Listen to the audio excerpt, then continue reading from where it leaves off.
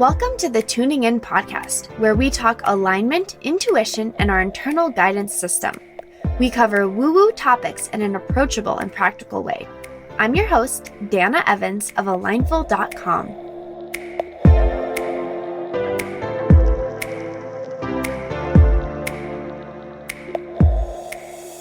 Hello, and welcome to another episode of the Tuning In podcast. This is episode 123. I am your host, Dana Evans, and today I have quite the story to tell you. It involves a squirrel, lots of crying, and a trip to get my nails done. It's very related, of course, to what I love talking about, which is emotions and emotional processing, and also with the upcoming program of the emotional edit. And I don't like calling it a program. I'm calling it actually an experience. And if you didn't listen to last week's episode, which was episode 123, this is actually episode 124, but I shared a little update of what I've been up to, a little recap of my 2-week vacation, and then an invitation to get on the wait list for the Emotional Edit program. So if you missed that episode, I highly recommend listening to it.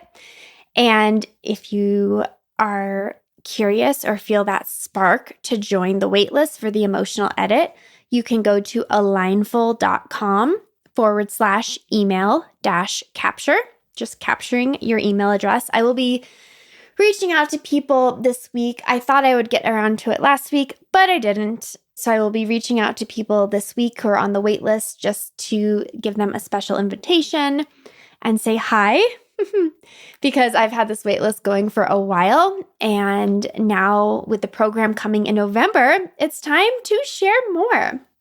So just a little highlight for the Emotional Edit. More information is coming, but this is really something that was gifted to me. It feels like the concept and what we're doing in this 4-week experience. And to me, I'm just so ridiculously excited to introduce something that really, to me, feels really new and really needed right now.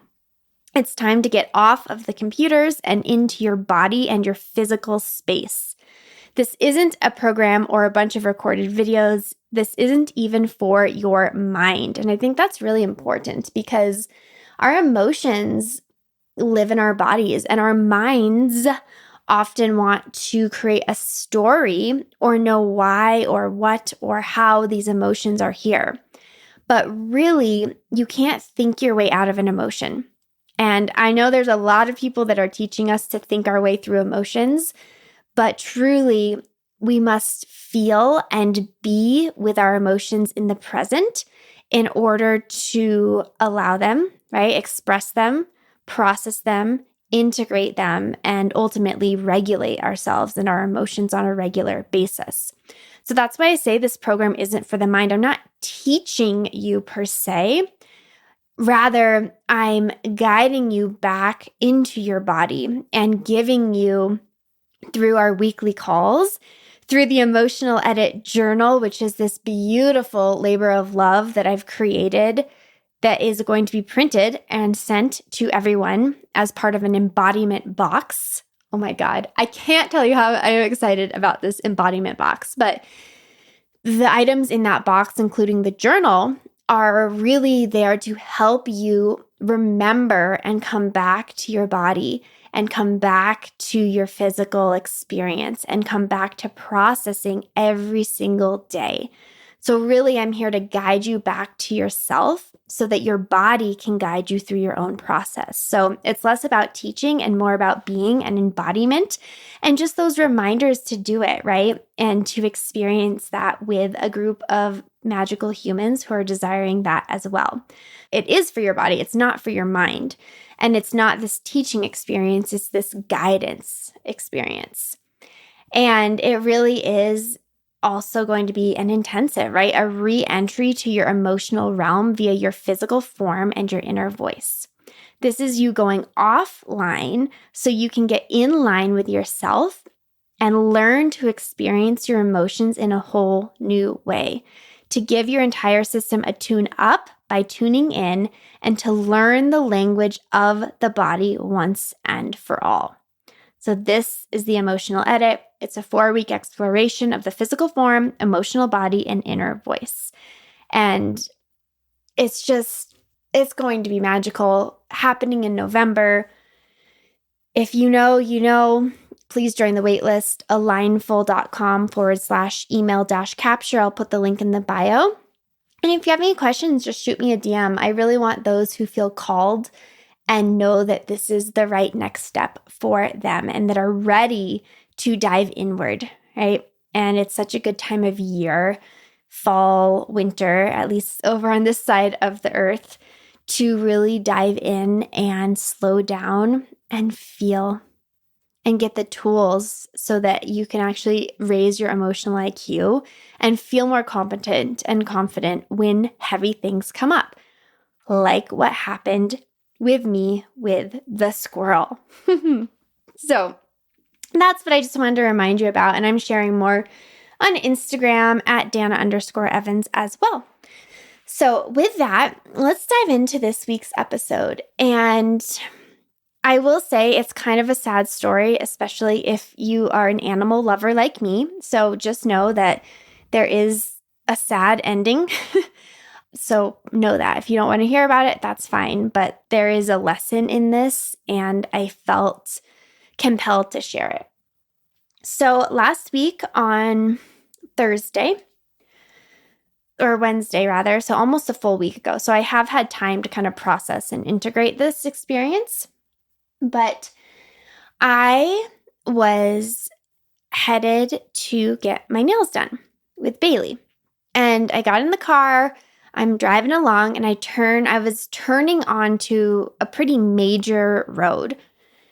And as I turned, I saw 2 little squirrels.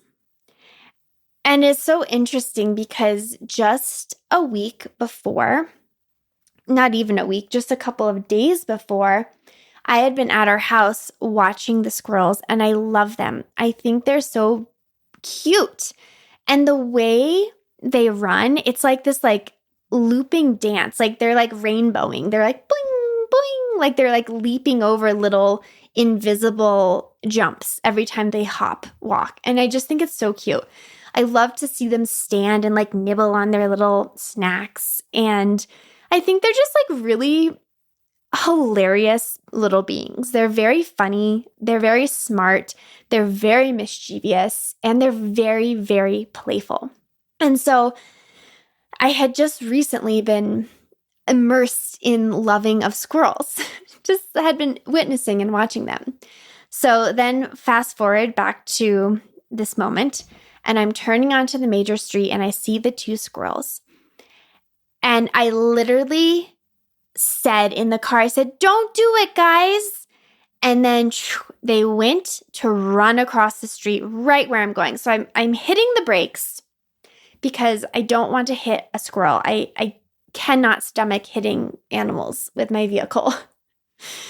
But I saw them, right? It's like everything slows down, even though these things are happening in seconds, right?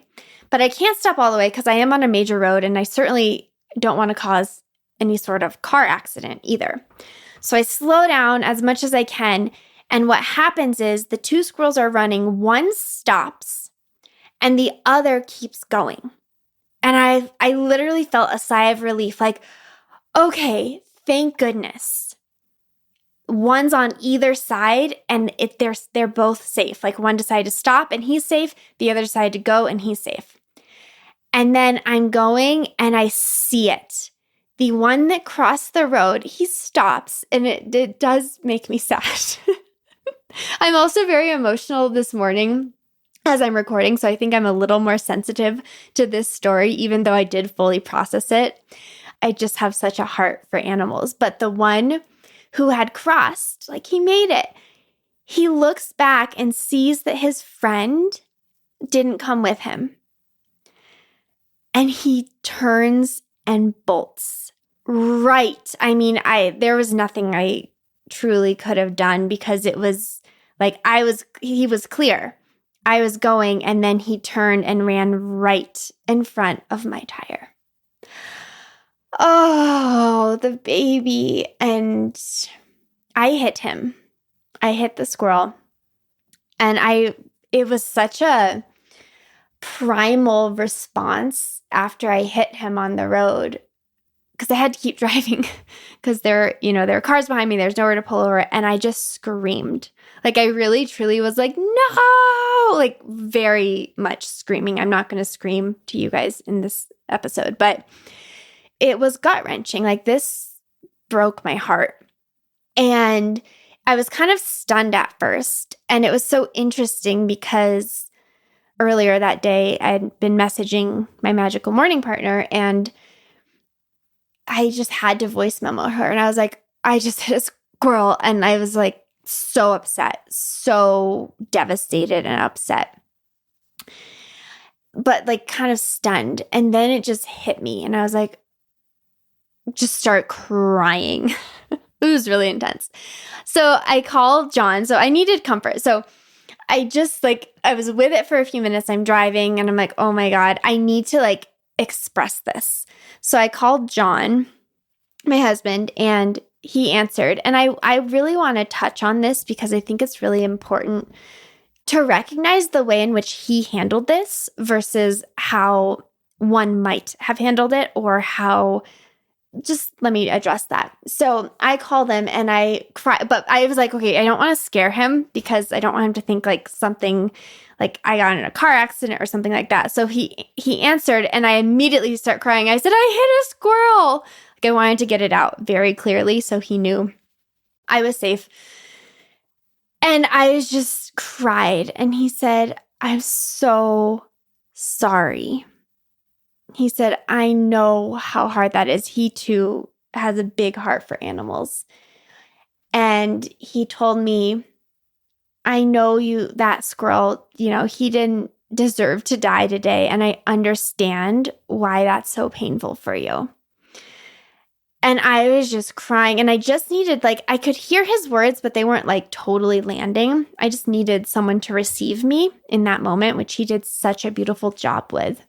And I think that's such a good reminder that we can often, as the person receiving someone very emotional, there is an instinct to want to make it better, right? To want to stop the pain process or stop the emotional charged experience that's happening because you, the person receiving, might be uncomfortable with that level of emotion. And I'm not saying it's conscious. I know it's well-intentioned, but just notice that if someone comes to you in pain or anger or devastation or grief, notice that desire to say, oh, it's okay.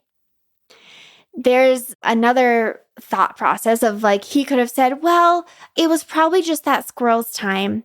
Mother Nature will handle it. This wasn't an accident. I'm sure that the squirrel chose you.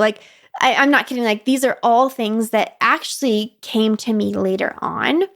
But in that moment of grief was not the time for the mind to rationalize or address or even adjust for my emotion.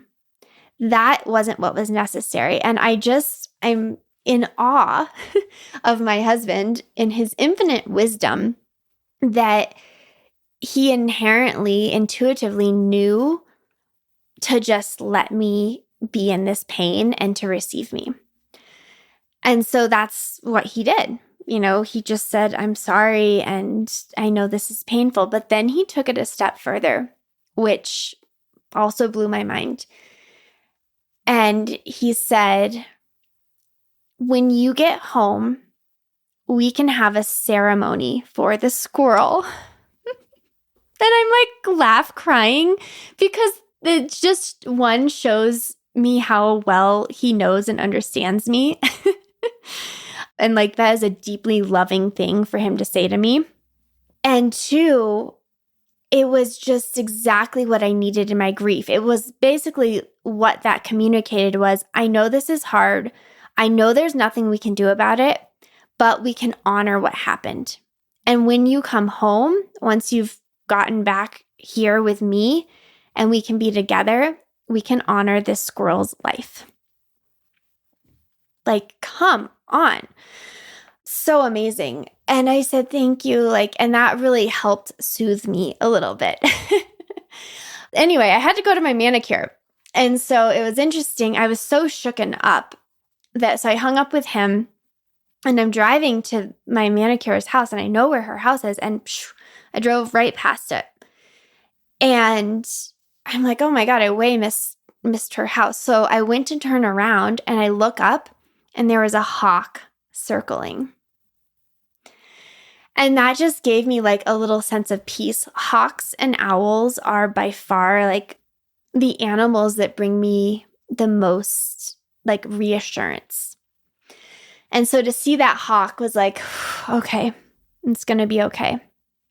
And then I turned around, I missed her turn again, and I look up and there was another hawk. It's oh, thank you. Thank you, nature. Thank you, nature. So I finally made it to her house. I walk in and she opens the door. I said, I'm sorry I'm late. I had a tough time. And boom, I burst into tears again. And she gives me a big hug. And she's like, oh my gosh, I know how terrible that is. I'm so sorry. And she has 2 dogs and it was so sweet. One of them, Zoe, she just was concerned about me the whole time. And so the whole time I was getting my nails done, it helped, just to get back to regular chatting. And I felt much calmer. But the dog, she was by my side and she kept nudging my leg and checking on me. And I just think it's always so beautiful when there's tragedy or pain, how present and attuned animals are to that type of thing. So then I finished getting my nails done and head home. And this is where I think a lot of the emotional processing can stop. Because what I experienced was an emotional charge, and I had a very sad, devastating, stressful for me experience, and I cried about it. And I shared that with 3 other people at the time. And that's powerful, right? So the phase 1 is that I had the experience and I did let my emotion come through. I didn't shut it down. When I called John, when I messaged Candace, when I saw Bailey, I didn't suck it up and say, that it sucks, but I'm fine. I didn't pretend. I didn't hide it. I allowed myself to be seen and received in that pain. But then I got into distraction naturally. I didn't need to cry my entire manicure appointment. We had regular chats and, whatever, and continued on. Now that I think is where a lot of us stop, is we have the emotional charge and we let the initial flood come out. If you even get to that point, right? A lot of times we have a charge and we push it down, push it away, ignore it, or try to think our way out of it. So that would be phase 0, right? But if you're able to get to phase 1 where you actually let the charge come through, kudos to you, because a lot of us aren't even either able or willing. It can be either or both, to even get to that point of big feelings. That was a big feeling for me. It was very painful. Heart-wrenching is what I would call it. And this is just, it's this is a squirrel, right? You imagine all of the other heart-wrenching things that happen to us in our lives, right? There's a lot of emotion present that needs to be processed. Let's just say that. And I'm actually going to address that a little bit more here in a second. But so I get home and I had calmed down, but intuitively I knew that I actually hadn't fully processed the event. I had just experienced the event and the initial emotional charge. I hadn't actually processed and integrated it. So I get home and I was going about my evening, and then John sat down with me and he said, okay, let's do the ceremony for the squirrel. And then because I had forgotten, and this man, right? He remembered and invited me to do that. So it was very sweet and simple, but he just, we held hands and he's like, okay, Squirrel, we thank you for your life and we're so sorry of what happened. And we hope that you were able to provide food for the crows or the magpies, or one of the warblers, the scavenging birds. And, we're sorry for your friend who got left behind and we hope he's okay. Like, it was very sweet. And I apologized to the squirrel and I thanked him. And I thanked him for his gift of play and happiness and that we hope he lived a good life. And I really cried again. I was like, God, this squirrel, right? Then I pulled out, I'm like, okay, so now I was in the place where I was a little bit more ready to see the wisdom from the experience versus the pain, right? We don't have to go from pain, frustration, any sort of emotional charge. We do not have to jump from emotional charge to lesson, to wisdom. And I think, I just got chills as I said that, because I think that too often we, especially, look, I'm in the coaching world, the personal development world. I see a lot of this. So I think I might have, I'm exposed to this a lot. There's a lesson in everything, right? Everything happens for a reason. The universe is always, guiding you, blah, blah, blah, right? Or God, right? Like God has a plan. Yes, I actually believe these things. And we don't have to force this upon ourselves. So we don't have to go from pain to wisdom like that. We don't have to see the lesson while we're in the frustration of an experience. We don't have to have the wisdom and compassion and see the bigger picture while we're grieving, right? We don't have to have even self-acceptance or compassion for others in the midst of a big charge. It might come through naturally, but I just encourage you to let yourself be with whatever the charged emotion is at the time. Because when we try to talk ourselves out of it, this is where I'm going to go back to what John said to me when I first called him, which was, I'm so sorry. I know that you probably feel like that squirrel didn't deserve to die, and this is painful. And we'll do a ceremony for the squirrel. He didn't say to me, well, the magpies will have a meal now. He didn't say to me, well, you did everything you could. You couldn't have avoided that. Or tell me that, well, you can't control everything. You're going to be okay. I know this is hard now, but it's not, it's actually okay.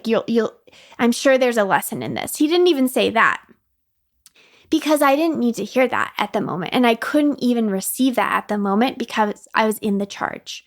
So I just invite all of us, we do it to ourselves too. And I think that's where there's this whole phrasing, maybe you've heard it, maybe you haven't, of spiritual bypassing. And of course, then people get really mean and black and white and accuse everyone of spiritual bypassing, and then it becomes a right or wrong it's a tangent, right? But I do think that we can unconsciously, or gaslighting, right? We can unconsciously do it to ourselves. And we can unconsciously do it to others. In trying to make ourselves or others feel better, we can often undermine the pain or just the emotional charged experience that they're going through. And a lot of times that can look like, what is the lesson in this? What wisdom is this? What is the bigger picture at play? But we don't have to figure that out, and certainly not in the midst of a charge. That wisdom, the lessons, the insights, those can come on their own later. You don't have to look for them, okay? I just really want that to settle in. You don't have to look for the insights, the wisdom, and the lessons or the bigger picture in the midst of an experience or ever.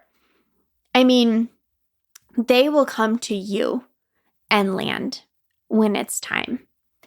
And usually it's when you're willing to fully be with what you've gone through. So that's a little tangent, but I think it's really important. And I had to check myself on this. In fact, John was gone this weekend. He ran the Chicago Marathon.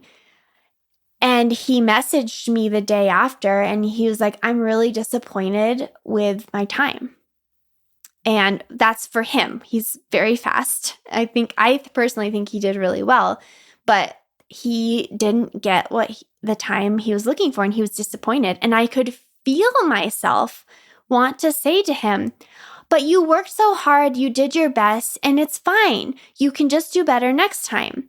Like, this doesn't mean you're bad at running. This doesn't mean you're not fast. Like, I wanted to placate him and make him feel better.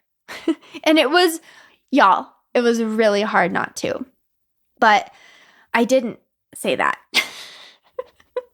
I did later on. Actually, this morning, I sent a message around that note from he's removed from it a little bit better. And I was like, the disappointment is real and that's valid and you can be with that. And this time doesn't have to be an accurate time because, in fact, think of all the other professional athletes that, they don't get the times they want on every marathon. And, so that was later on.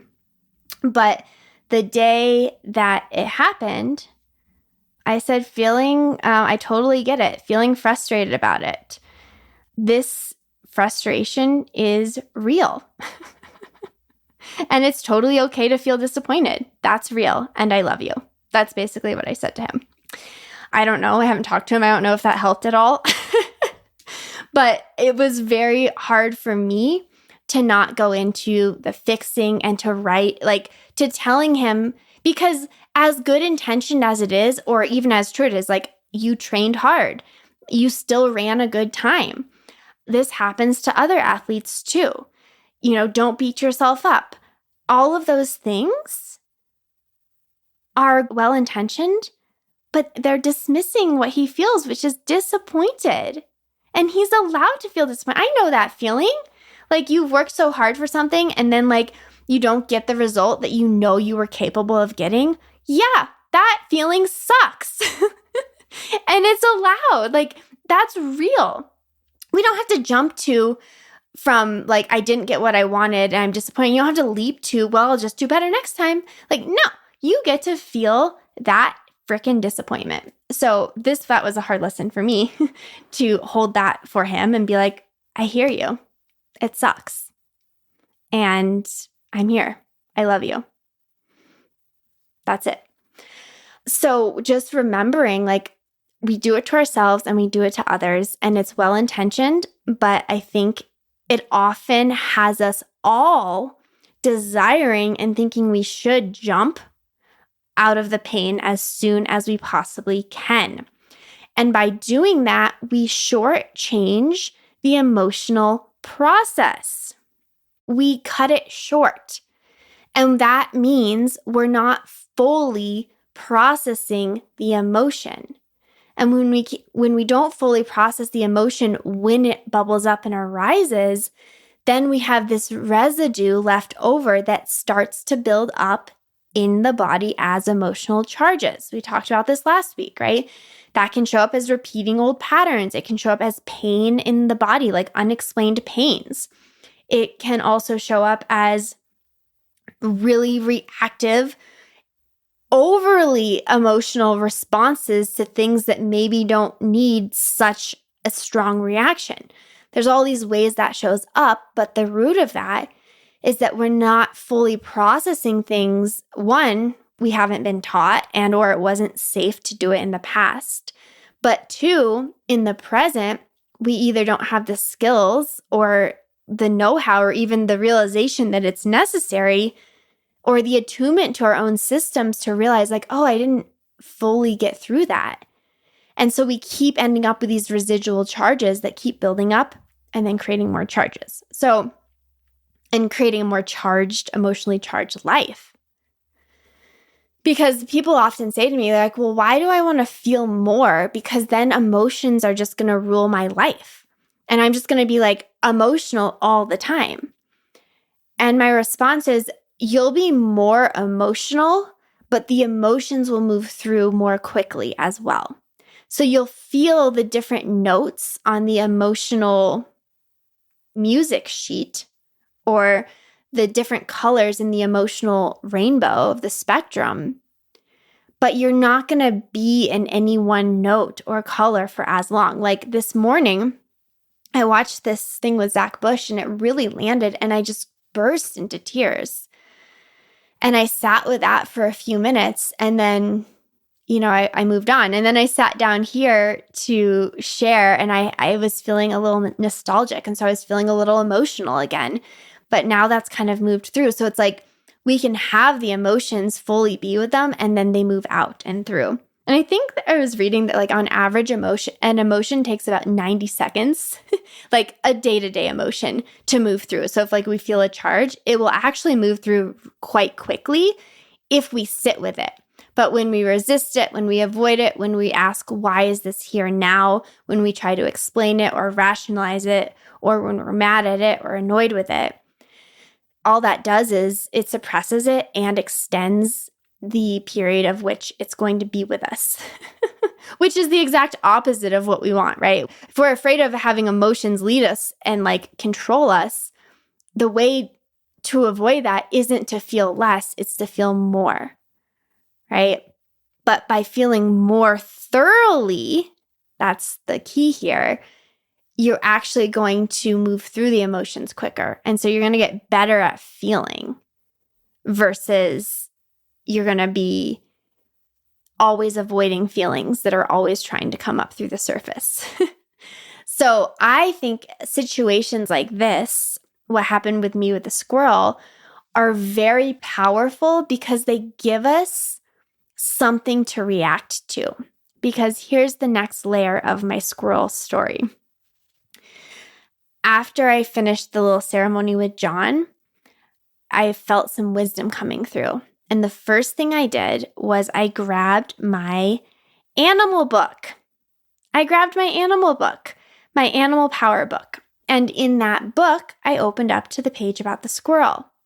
And I read about the squirrel medicine. So I brought this into my bedroom in the evening and I was like spending some time. I had my tea and I'm like, I'm going to spend some time feeling through this. And I read about the squirrel, and the squirrel was all about trusting the balance of rest and work and really letting play lead and guide you. And I was like, I receive. In fact, that day I had been resting. I had chosen not to do work because I was so tired. And it was like, this was reinforcing that. And then the hawk was like, I looked the hawk up and the hawk was like, pay attention. Like, what do you see? What are you seeing? Are you paying attention? And so I sat with like the medicine of these animals and thanked them, right? Thanked them for that gift. And then I did some tapping, actually, EFT. And I was just talking through like everything that was coming up, because if we shut it down, we don't necessarily deal with the inner stories. And I was like, I am so sorry. Like, I wish I could have stopped. And it wasn't until like a few rounds of the tapping and crying that I realized I was like, I did do the best that I could do. I feel like a lot of times we say that before we believe it, but I like tapped my way through and only then did that come up. Like, you tried, you saw it, you tried to avoid it, and like you couldn't have stopped it. And I just felt the tears and the depth of the grief coming out. And this is the final piece that I was alluding to a second ago, is when we have a charged experience like this that brings up a strong emotion, it actually gives us the opportunity not just to express and process this one experience, for me, the death of the squirrel that I caused. I mean, I caused it on some level, right? Like, you can play the universal game, but like the cosmic game of like everything caused that incident to happen at that moment, right? But that death was a charge that opened up my floodgates to crying and feeling and grieving a deeper level of grief. I don't know what else I was grieving, but I do know there are times that I haven't fully grieved things, and those become emotional charges that need to be processed. So when something big happens, it gives you the opportunity not just to grieve that one instance, but to grieve other instances, or to rather process other instances that are similar that haven't been able to be processed, right? That can show up as anger, that can show up as sadness, that can show up as grief, that can show up as any number of emotions and pains and experiences. So part of why I think this squirrel experience was so dramatic for me was because it was allowing me to experience grief on multiple levels that I hadn't gone through before. Old things, old charges that were stuck in the body that also wanted to cry out when I cried for the squirrel. And how beautiful is that? I mean, only then toward that, like as I was connecting that, I was feeling deep gratitude for the squirrel for allowing me to go through this, and reverence. Those emotions are very powerful. And just this like depth of, then it moved from pain to just deep reverence and gratitude for the squirrel to facilitate this experience for me. I'm not kidding. Like, this is real. This is what I went through. And now I've had a week to, before actually talking about it publicly, to sit with it and witness it. And I've even seen since then quite a few other gifts that this squirrel gave me as well. Wow, right? And that insight cannot be forced. And I wouldn't want to force it because I didn't need a lesson out of this experience. The only thing I needed was to be allowed to feel what I was feeling and give myself the space to move through it. So I didn't stop feeling after the initial instance. I didn't stop feeling after the distraction. Like, I went back to it, and I've actually gone back to it again, even after that, the tapping and the grieving and the reverence. I went back to it a couple more times just to like check, like, how are we? And that takes space and patience and a trust and willingness to listen to our bodies. But when we're able to do that, and when we're able to fully allow the processing to unfold, we clear it out so it doesn't become this residual thing that we become reactive to later on. And it's so powerful. And that is the gift of the squirrel who broke my heart. And I love him. Like, thank you. And I am seeing, I'm watching squirrels now with even more reverence and appreciation and delight for when they're here and what gifts they have for us. And the bigger gift of any big emotional experience is that it allows us to feel fully. And the gift you can give yourself is to fully feel through it. And the gift that I want to give to you, of course, is this, to guide you through this so that you too can have these experiences and trust them and trust in your body and really learn like the language of the body and how healing and supportive it is to feel and to be with these feelings and move through them and out of them and replace them with peace, stillness. For me, it came through as like reverence, appreciation, and gratitude. Those come on the other side of the really big charges and the really heightened states of pain. On the other side of that is always peace and stillness, reverence, gratitude, like bliss and joy. But we got to go through the storm. Sometimes we got to go through that storm to have that stillness. So that is what we're doing in the emotional edit experience. It really is that powerful. And it's a 4-week program, possibly 5. We'll see. We'll do a closing ceremony. But I want you to have these processes to express, process, integrate, and regulate your emotions so that you feel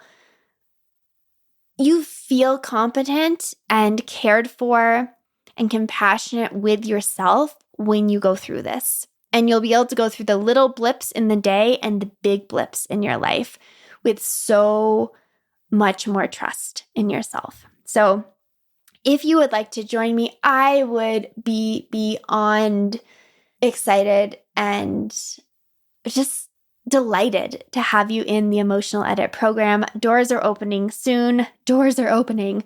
What that actually means when I say doors are opening is I have to make my checkout page, which is why I'm still sending everyone to the waitlist at alignful.com/email-capture. I'm sending everyone to the waitlist now still because I haven't made the checkout page. So that's really what's happening. But program starts in November. We'll be meeting once a week and you'll get your embodiment box, which is so exciting. And then we'll just have this beautiful group experience. And it's going to be this digital experience, yes, but more importantly and more profoundly will be the physical experience you have through the embodiment box and your daily practices and embodiment of this work with yourself every single day. And you will emerge out of this program with just this expanded emotional IQ and this really deep sense of trust in yourself and your body and your emotions and an understanding of the language of your body. So I hope to see you there. If it feels like it piques your interest, if you have any questions, you can message me on Instagram at Dana_Evans. And otherwise, I am so excited to keep sharing about this. If this would resonate with anyone that you know, please send them the podcast, invite them to listen as well. And of course, if you would like to rate or review on iTunes, turns out this is really supportive and I love reading the reviews. So if the podcast is supporting you, by all means, you can rate and review on iTunes. So thank you so much, as always, for listening. I appreciate you. I appreciate this squirrel. I'm dedicating this episode to this beautiful squirrel. And until next week, thank you for tuning in.